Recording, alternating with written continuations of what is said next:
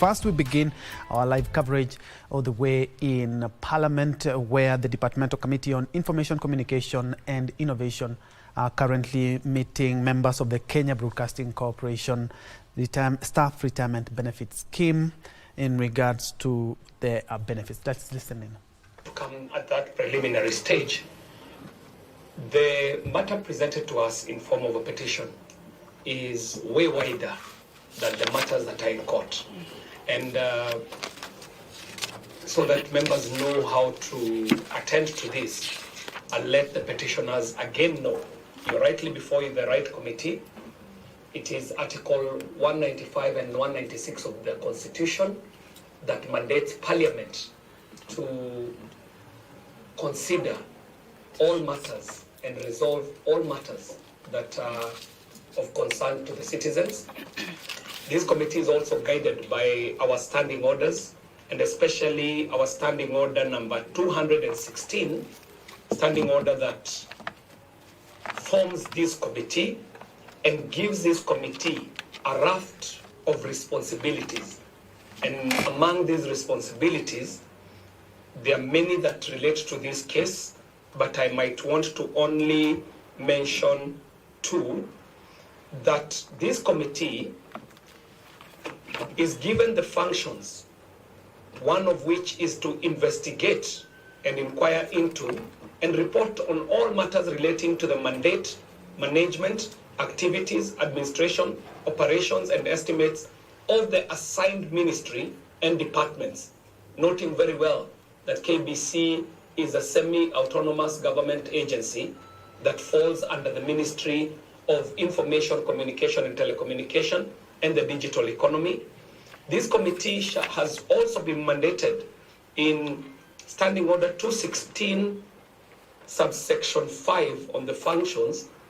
This committee is mandated to investigate and inquire into all matters relating, this is E, relating to assigned ministries and departments as they deem necessary and as may be referred to them by the House. Now,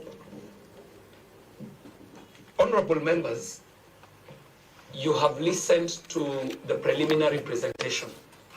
What I shall be expecting from you is an engagement to get the details of the petition, after which this committee will then retreat to make a decision on what process we shall undertake. If this committee deems it fit, it can constitute an inquiry. If this committee deems it fit, they might want to hear the different sides to this story. And this is all up to you, honorable members. So I want to open this floor to members who would want to extract more detail concerning the petition as presented, and I shall give it in terms of, in order of how you present your interest. So the first member I shall give the floor is the Honourable Member from Baoni. Kindly engage the petitioner. Thank you, and thank you, Nyongesa, for that brief. It's unfortunate that our pensioners have not been paid, and equally it is unfortunate that you have found that debt with your pensioners. I need some clarity on 2 or 3 things.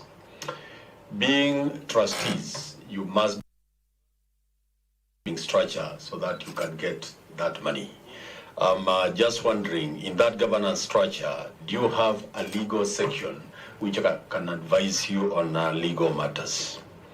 2, following on that legal matters, when you agreed with this one rogue lawyer who had no firm, and you agreed to pay him 480,000 to chase 820 million. What was the basis for the 480? Was it related to the recovery of the 820, or it was just a figure from the blues? 3, you have talked so candidly about the mathematics on the computations, and you said you erroneously made mistakes. I don't know whether the lawyer was the one assisting in that erroneous computation so that he can get a percentage of that high figure. But within your trustee, I guess, knowing some of these computations, you are supposed to have gotten a competent and qualified person who exactly was doing these computations to erroneously give you 18 billion, which then the lawyer had to compute the 3% from so that he can get his 1.4. Final question, who collects this money? Is it the trustee or where does it go? Thank you.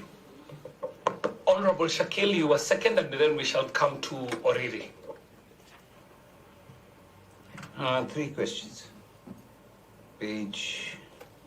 One of the pages here, which is unmarked. You say that... Honorable Shakil, tell us where you are so that we follow you.